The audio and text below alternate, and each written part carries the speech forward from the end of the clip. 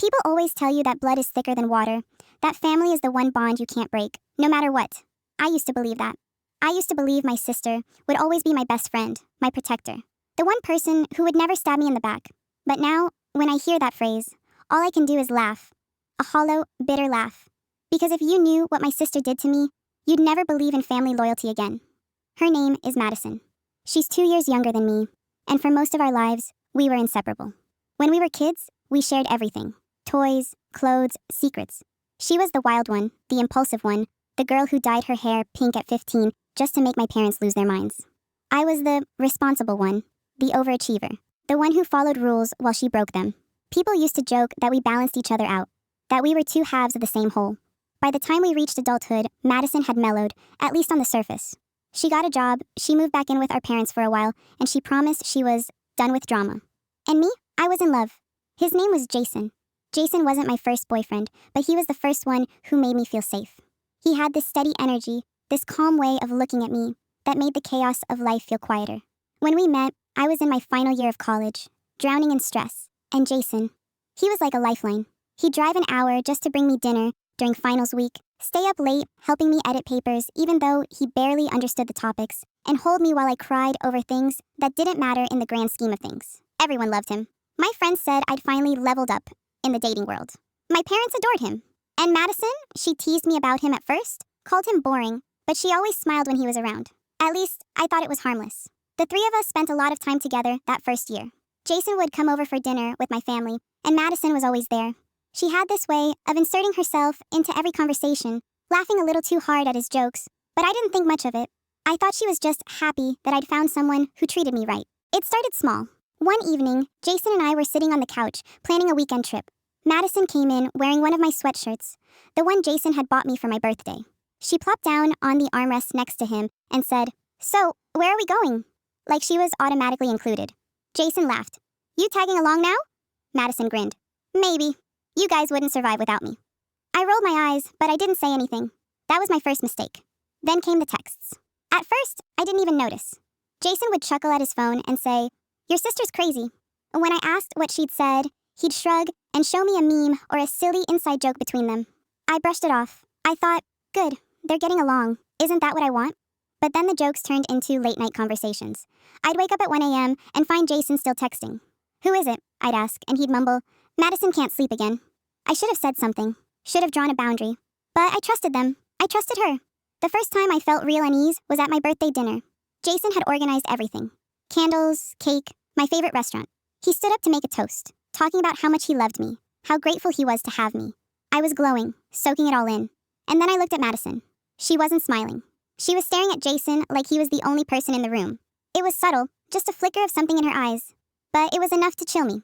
Enough to make me wonder if maybe she wasn't just teasing anymore. Still, I told myself I was being paranoid. Sisters get close to boyfriends all the time.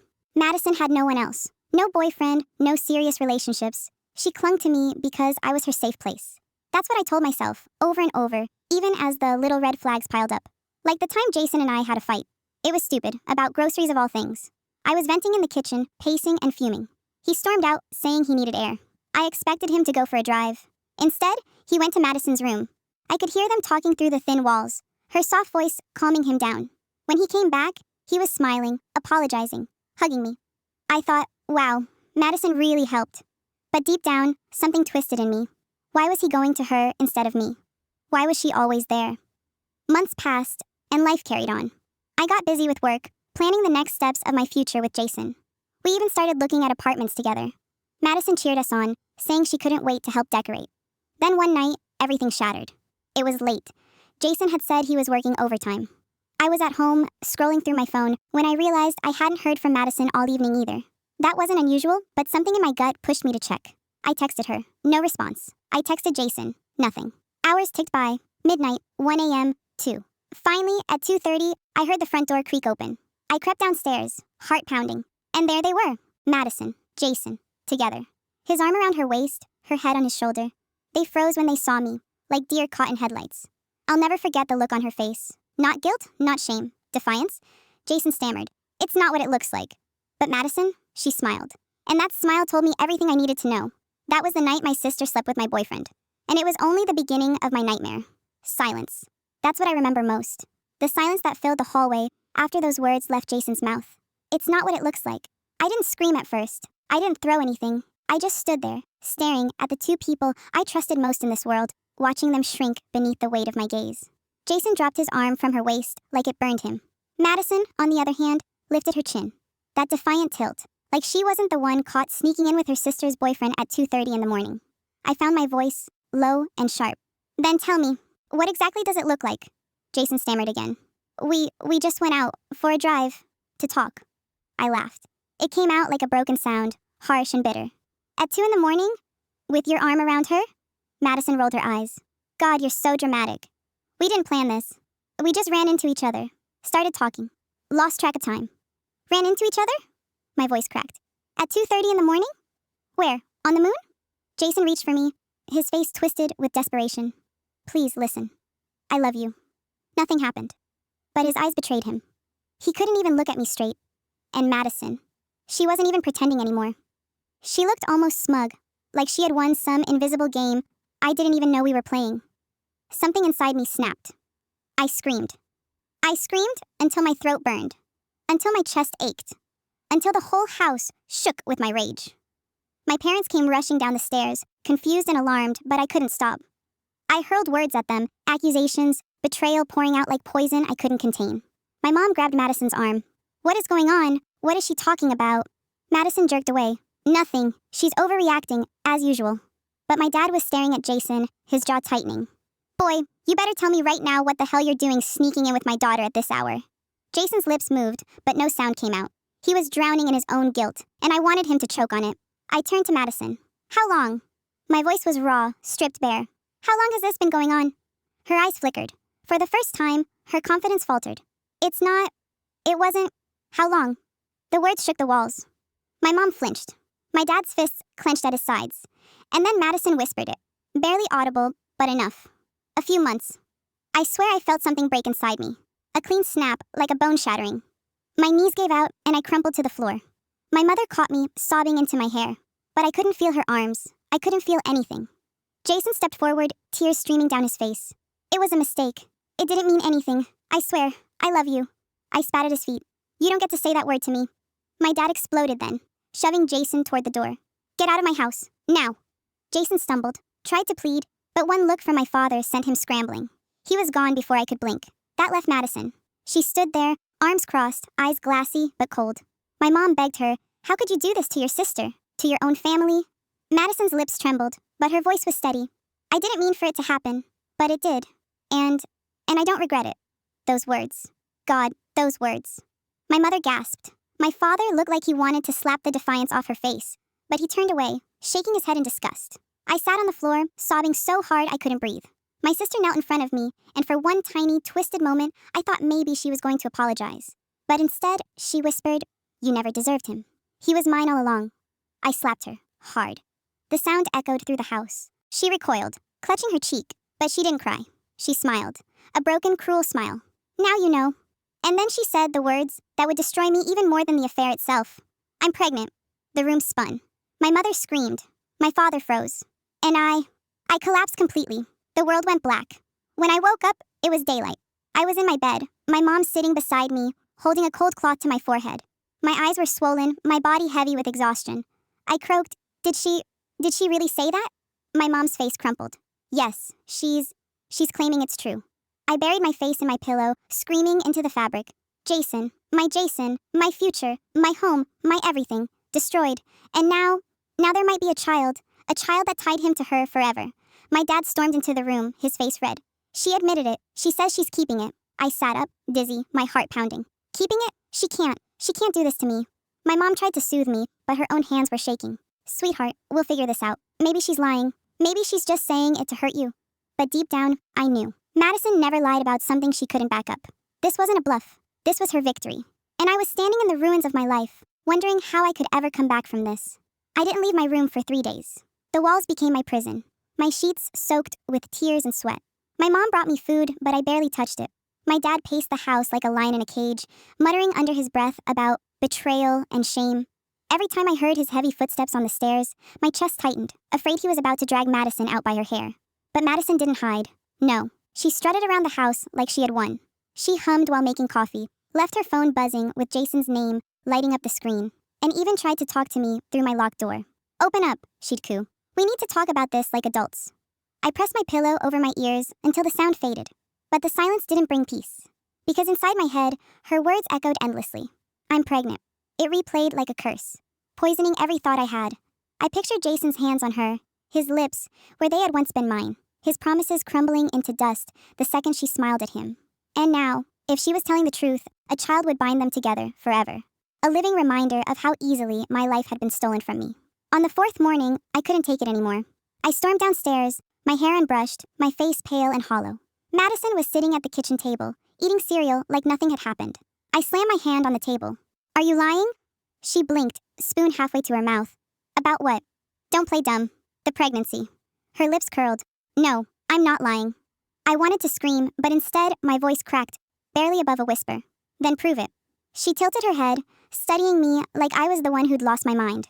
Then, with infuriating calm, she pulled something from her hoodie pocket and slid it across the table. A pregnancy test. 2 pink lines. Then the sight of it made bile rise in my throat. I snatched it up, shaking it in her face. "You could have faked this. Bought it. Stolen it." She shrugged. "Then come with me to the doctor. You'll see." My knees gave out. I collapsed into the chair across from her, clutching the test in my hands like it was a death sentence. My mom came in then, stopping cold when she saw what I was holding. Her face drained of color. "Oh my God, Madison, is this?" Madison nodded, still chewing her cereal. "Yeah, you're going to be a grandma." My mother broke down sobbing. She didn't even look at me. She just turned and clung to the counter, her shoulders shaking. My father stormed in, saw the scene, and his eyes went red. "Get out!" he roared at Madison. She set her spoon down carefully. "Where am I supposed to go?" "I don't care. Not here. Not after this." But she didn't flinch. She folded her arms, her chin high. "You can't just kick me out. I'm your daughter too. And I'm carrying your grandchild." The words sliced through the air like knives. My father froze. My mother gasped. And I thought I might actually faint. That's when Madison's smirk returned. "Face it, you're stuck with me. And with us." Jason showed up later that day. My dad nearly threw him through the front door, but Madison screamed and clung to his arm. "He has a right to be here. He's the father." The word burned my ears. Jason looked terrible. Dark circles under his eyes, clothes rumpled, hair greasy. He wouldn't even look at me. He kept his eyes on Madison, holding her hand like a lifeline. I wanted to vomit. "Is it true?" my dad growled. Jason nodded, his lips trembling. "Yes, it happened." "How many times?" my father thundered. Jason's voice cracked. "Enough." That was it. No begging, no explaining, no denial, just enough. I lunged at him then, fists flying, years of love turned instantly into rage. My mother and father pulled me back, but not before I landed one good punch across his jaw. He stumbled back, holding his face, blood pooling in his mouth. Madison screamed, shoving me away. "What the hell is wrong with you?" "What's wrong with me?" I shrieked. "You stole him from me. Both of you ruined everything." Jason finally looked at me then. Really looked. And for the first time, I saw no love in his eyes. Just guilt. And pity. That pity killed me more than the betrayal itself. "I'm sorry," he whispered. "I never meant—" "Shut up," I screamed. "Don't you dare say you're sorry. Don't you dare say it meant nothing. You ruined me. You ruined us." My mother collapsed into a chair, sobbing uncontrollably. My father stormed out of the room, his fists shaking, muttering that he was going to kill someone if he stayed. And Madison? She wrapped her arms around Jason like she had won some prize. "We'll figure this out. Together." The sight of them made me sick. I ran upstairs and slammed my door, sliding to the floor in a heap. That night, I heard them whispering in the kitchen. I crept down the hall, my heart racing, pressing my ear to the doorframe. Jason's voice was low, pleading. "Are you sure it's mine?" Madison hissed back. "Of course it's yours. Who else would it be?" Jason groaned. "This is a disaster. Her family hates me. Your family hates me." Madison's tone turned sharp. "Then we'll start our own. We don't need them. We'll raise this baby ourselves." Jason sighed, but he didn't argue. I covered my mouth to stop the sob that clawed up my throat. My body trembled as their voices blurred together, planning a future that should have been mine. And in that moment, I realized something chilling. This wasn't just betrayal. It was war. Madison wasn't going to stop. She wanted everything I had, everything I was, everything I loved. And now she had it. But I wasn't about to let her keep it. The days that followed blurred into a living nightmare. Everywhere I turned, Madison flaunted her pregnancy like a trophy. She touched her stomach constantly, even though it was far too early for any bump to show. She posted cryptic photos on Instagram. Captions like, "New beginnings, horizons blessed," with Jason's hand barely visible in the corner of the shot. Every post felt like a knife twisting deeper in my chest. Friends texted me nonstop, asking what was happening. Some were sympathetic. Others were curious, eager for gossip. I didn't answer any of them. What could I even say? My sister is pregnant with my boyfriend's child. Thanks for asking. At night, I lay awake listening to Madison and Jason whisper in the living room. Sometimes they fought. I'd hear her sharp hiss of anger, his frustrated sighs. Other times, they laughed, soft and secretive. That laughter was the worst. It sounded like victory. My parents didn't know what to do. My mom drifted through the house like a ghost, eyes red and puffy, hands shaking whenever she tried to cook. My dad stayed out late, probably to avoid killing Jason if he saw him again. The house that had once felt safe now pulsed with poison, every corner dripping with betrayal. One evening, a week after the confession, my mom knocked on my door. "Honey, can we talk?" I didn't want to, but something in her voice, the exhaustion, the pleading, made me unlock the door. She sat on the edge of my bed, her hands folded tight like she was holding herself together. "I don't know how to say this," she began, "but we need to make some decisions. About Madison, about the baby."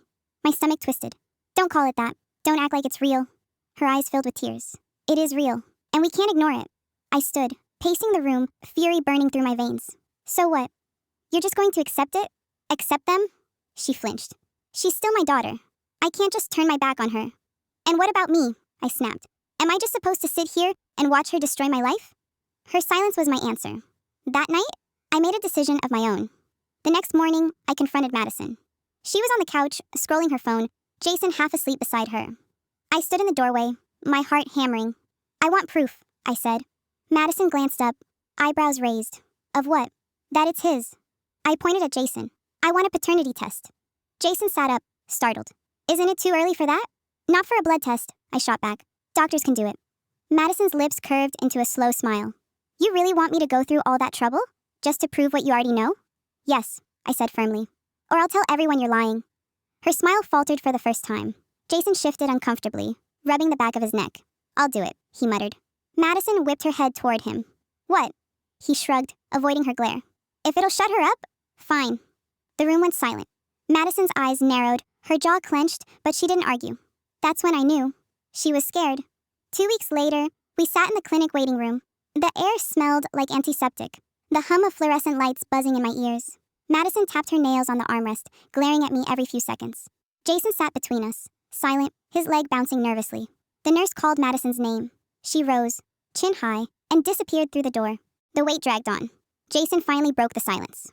"You know, even if it's mine, it doesn't mean anything for us." I laughed bitterly. "Doesn't mean anything? She's carrying your child." He winced. "I didn't plan for this. I didn't mean for it to happen, but it did." "Do you love her?" I demanded. His silence was louder than any answer. When Madison returned, she clutched the bandage on her arm, eyes blazing with fury. She didn't speak to me. She didn't speak to Jason either. She just stormed out of the clinic, her heels clicking like gunshots. We didn't get the results for another week. And when they came, everything changed. The night the envelope arrived, my father gathered us all in the living room. Madison lounged on the couch, arms folded, while Jason sat stiff beside her. My mom perched on the edge of a chair, wringing her hands. My dad held the envelope like it was a live grenade. His face was stone. "Before I open this," he said, his voice low, "you should all understand something. No matter what it says, this family is broken. Trust has been destroyed. But the truth will decide what happens next." He tore it open. The paper crinkled as he read silently, his jaw tightening. Then he looked up. "It's not Jason's." The words hit like thunder. Madison shot up from the couch. "That's a lie!" Jason exhaled, his face flooding with relief. My mom covered her mouth, tears streaming down her cheeks. I felt my knees buckle. "Who?" my dad demanded, his voice shaking with rage. "Who is it, Madison?" she stammered, her confidence finally cracking. It doesn't matter." "Who?" he roared. Madison's eyes darted around the room, searching for an escape. Finally, she whispered, "It was someone else. Just once. It didn't mean anything." Jason stood, disgust twisting his features. "You used me. You dragged me through hell for a lie." Madison reached for him, but he pulled away. "Jason, please." "No," he snapped. "We're done." He walked out the door, slamming it behind him. The silence that followed was suffocating. My mom sobbed openly. My dad's fists clenched and unclenched, his face red with fury. And me? For the first time in weeks, I felt a flicker of victory. But it was poisoned by something darker. Because even though Jason wasn't the father, Madison had still destroyed everything. And she wasn't done. I could see it in her eyes, wild, desperate, dangerous. She'd lost control of the story. And people like Madison don't handle losing well. That night, as I lay in bed, I heard her pacing the hall outside my room. Her footsteps slow, deliberate. She stopped at my door. I held my breath, frozen. Then, in the silence, her voice slithered through the crack. You think you've won, but you have no idea what I'm capable of.